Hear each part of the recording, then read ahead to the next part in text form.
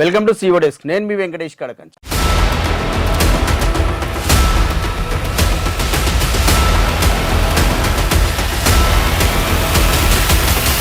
ఇవాల్టి మన CO desk topic వనజాతర.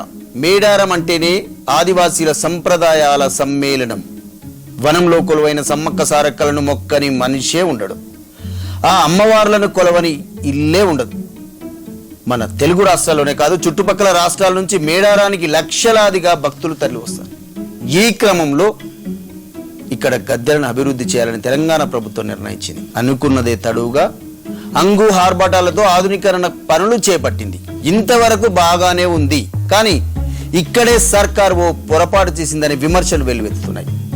అసలు మేడారంలో ఏం జరిగింది? గద్దెల ఆధునీకరణ పేరుతో దొర్లిన పొరపాట్లేంటి? ఆదివాసులను అవమానపరిచేలా ఏమైనా చేశారా? ఈ అంశంపై ఎందుకింత రాద్ధాంతం జరుగుతుంది? ఆదివాసీ సంప్రదాయాలు నిలువైన మేడారం సమ్మక్క సారలమ్మ జాతరలో కోయల జీవిత చరిత్రను చాటి చెప్పే చిహ్నాలు ఉండాలి. వనదేవతల కొలువైన ఈ అడవిలో అవి మాత్రమే ఉండాలి. ప్రకృతితో మమేకమై బతుకుతున్న ఆదివాసీల సంస్కృతి సంప్రదాయాలు వెల్లువెరిసేలా మాత్రమే ఇక్కడ నిర్మాణాలు ఉండాలి. లేదంటే మాత్రం ఆదివాసీలను అవమానపరిచినట్టు. అయితే ఇప్పుడు మేడారంలో అదే జరిగిందనే విమర్శలు వినిపిస్తున్నాయి. గద్దెలపై ఏర్పాటు చేసిన చిహ్నాల్లో ఆధునిక భావజాలాన్ని జొప్పించారంటూ విమర్శలు వెల్లువెత్తుతున్నాయి. వనదేవతలు కొలువైన ఈ నేలపై ఆధునిక భావజాలం ఏంటి? చరిత్రను తప్పుదోవ పట్టించే విధంగా పటాలను పెయింట్లుగా వేసి వాటిపై ఇతర దేవుళ్ళ చిహ్నాలను వేయడాన్ని తప్పుపడుతున్నారు. ఇక్కడ దేవుళ్ళను విమర్శించడం కాదు, కానీ వనదేవతలకు కొలువైన మేడారంలో సమ్మక్క సారలమ్మ తప్ప మరే పదం వినిపించొద్దని ఆదివాసీలతో పాటు భక్తులు నమ్ముతారు. అందుకే ఇప్పుడు దీనిపై ఈ స్థాయిలో చర్చ నడుస్తుంది. వందల ఏండ్ల నుంచి కోయ వంశాలు గోట్లు గోత్రాల చరిత్రను తెలిపే డాలు పటాల తయారీ విధానమే వేరుగా ఉంటుందని చెప్తున్నారు. డాలు పటాల్లో 80 వరకు బొమ్మలుంటాయని, అవన్నీ ఆయా గోట్లు గోత్రాల చరిత్రను తెలుపుతాయని అంటున్నారు.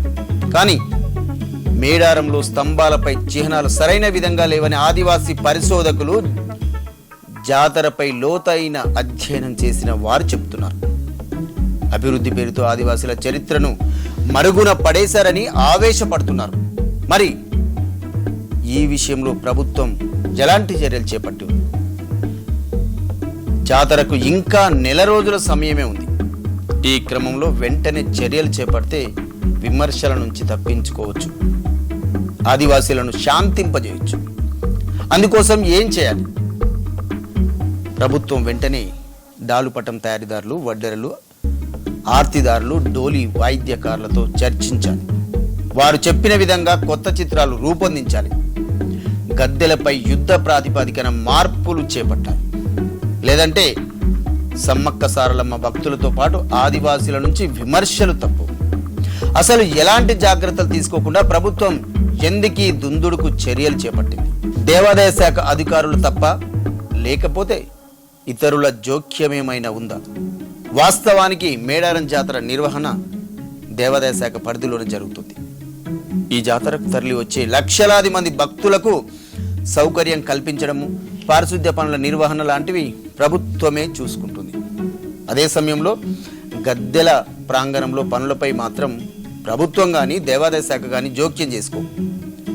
ఇందుకు కారణాలు కూడా లేకపోలేదు. గతంలో గద్దెల వద్ద శాలాహారం నిర్మించేటప్పుడు ఆదివాసులు అడ్డుకోవడంతో దేవాదాయ శాఖ నిర్మాణాలు చేపట్టలేదు.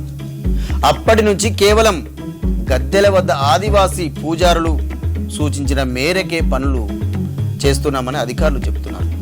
మరి స్తంభాల ఏర్పాటు, చిహ్నాలు చెక్కడంలో ఎవరు జోక్యం చేసుకున్నారనే అనుమానాలు కలుగుతున్నాయి.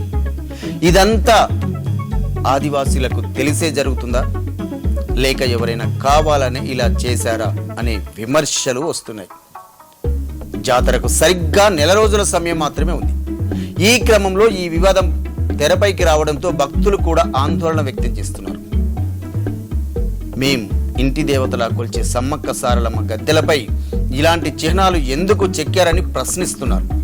ఇప్పటికైనా ప్రభుత్వం వెంటనే స్పందించి చర్యలు తీసుకోవాలి. లేదంటే లక్షలాది మంది భక్తుల నుంచి నిరసనలు తప్పవు. ఇది ఇవాల్టి సిఓ డెస్క్. రేపు మరో అంశంతో మళ్ళీ కలుద్దాం. చూస్తూనే ఉండండి V5 న్యూస్.